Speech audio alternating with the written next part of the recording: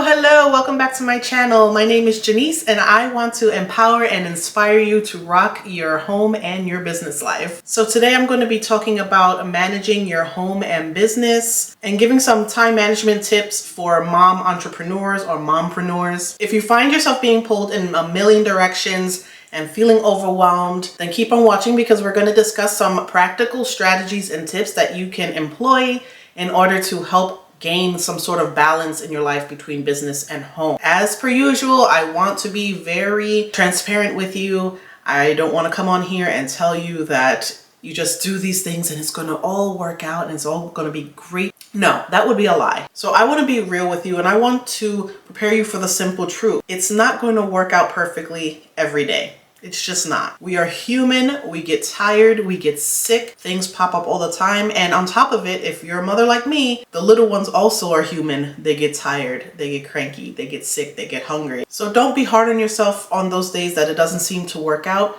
You have to be able to show yourself a little bit of grace. So with that out of the way, let's get into the tips. The first cornerstone for mom entrepreneurs when it comes to time management is prioritization. Can't say that right. Prioritization. Because let's face it, you can't do it all, at least not all at once. So you have to break it down into manageable pieces. I feel like one of the best things that you could possibly do for yourself is write down a to-do list. I know a lot of people have very strong feelings about to-do lists and it kind of stresses them out, but just hear me out here. Just hear me out.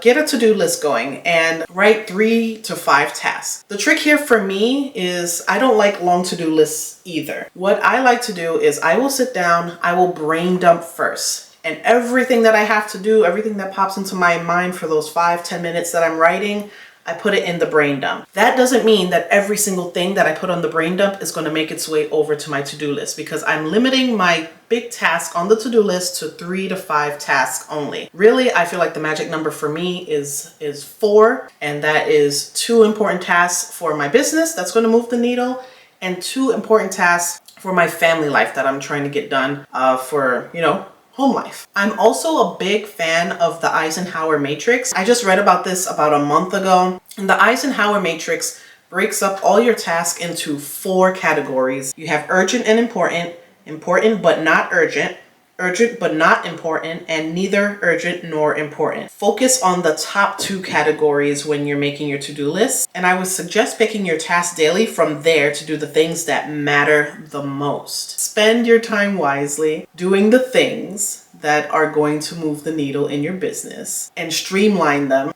That way you can go on and actually do everything else that you need to do as a mom, as a wife. Time management tip number 2 is all about time blocking. I know everyone and their mama has probably told you about time blocking by now, but it's for a reason because it works for a lot of people. I would suggest create a weekly calendar with time blocks for your different roles and allocating specific hours for family, business, and even some self-care. And adding on top of that, when you're doing your work and you're trying to focus on something, use the Pomodoro technique. Working very highly focused for 25-minute increments of time. And then for 5 minutes in between, you take a break to refocus yourself, see what you didn't do in your last 25 minutes, and do it again until your block time is over. I love using this technique. I tend to kind of stick to 25 to 30 minutes because I feel like around the 25-minute mark, my mind starts to kind of wander a little bit. And when that happens, that means the time is up. I get up and I can give my mind those 5 minutes to wander. And then when the clock starts up again, it's like, oh, we're back at it. So it assures that you stay on task and it makes sure to give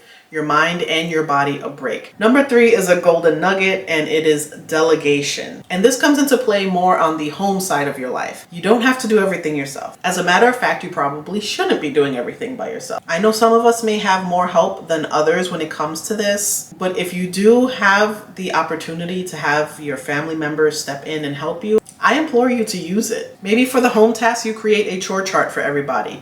You give the kids certain chores to do that are age appropriate, obviously, and that way that's one thing off of your plate, and that is less time that you have to spend doing it all by yourself and ignoring your kids and ignoring your business. And at the same time, it's teaching them responsibility. It's teaching them how to do certain things that they need to learn as they grow up anyway. So it's a win-win. Now, when it comes to delegation in your business, you might come to a point in your business where you feel like it might be worth it to hire somebody, to hire maybe a virtual assistant that can help you with certain tasks that you just don't want to do anymore, that you feel like it's more of a waste of your time than it is doing you good. And that cuts down on the time that you're spending away from your family and spending away from your housely duties. Time management tip number 4. I know some of you are going to roll your eyes because I feel like it's advice given to mothers all the time. And we're just like, how?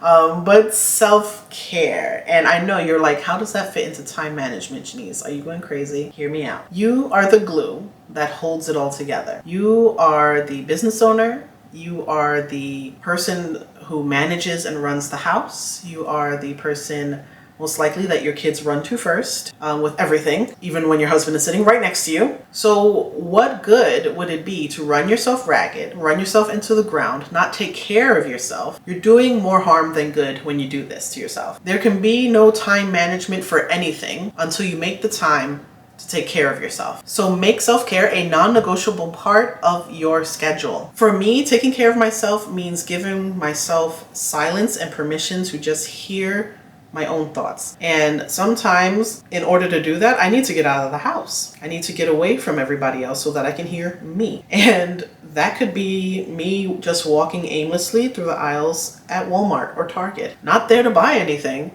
I mean, sometimes I do walk away with a couple little trinkets, but for the most part, I'm not walking out with a whole lot of stuff. I'm not even there to buy anything. I'm there to lean on a cart, maybe get a pretzel from Pretzel Time, and to just peacefully eat it on my own, hearing my own thoughts, going through the day, trying not to think about anything business related, just walking around, looking, saying, that's pretty cool. Some of you may need a little bit more than that, but for me, that's really all I need. So whatever it is that brings you joy, that you feel recharges your battery, do it. It is an important part of time management, because if you don't, everything else is going to go down the drain very quickly and very dramatically. And finally, tip number 5, we made it, is to be flexible. Life happens. It's unpredictable. Try as you may to schedule out everything. Things always just have a way of popping up when you least expect it and when you least want it to happen. You have to learn how to roll with the punches. You can't be so bound to a schedule that if one thing doesn't work out the way that it was supposed to, the whole day is ruined, it's lost, it's worthless, it's useless. Start off tomorrow. What I would suggest is regularly reviewing your daily and weekly schedules and readjust it as needed. Because what worked last week when you put it on the schedule might not work for you this week. Or what worked yesterday when you put it on the schedule for today might not work today. And you have to be able to move those things around and to just let the things go. Let the things go. Because as long as your business is still moving forward, as long as your family is okay, that's what's important. So there you have it, the keys to managing home and business for mompreneurs. Remember, it's all about balance, not perfection. Some days the scales are going to tip a little bit more to one side than the other, and that's okay. It happens. Again, I truly do not believe in perfect balance all the time when it comes to these two things. At some point, one is going to take a little bit more time away from the other, and that's okay. As long as you always come back and overall generally try to balance out your time between the two and your efforts between the two, you'll be okay. So prioritize, time block, Pomodoro, self-care, and delegation, and being flexible. These are all important things that you need to work into your time management skills. I truly hope you found this video helpful. If you liked it, please show some love by giving it a thumbs up. Don't forget to subscribe to my channel if you aren't already subscribed. Become a part of the family for more valuable content just like this one. And when you do hit the subscribe button, remember to tickle the little bell right next to it so that you can be notified of more content when it's live on my channel. And as always, if you have any questions or ideas that you want to share, the comment section is open to you. Or come find me on my socials. Until next time, keep dreaming, keep hustling, and keep succeeding. I'll see you in the next one. Bye.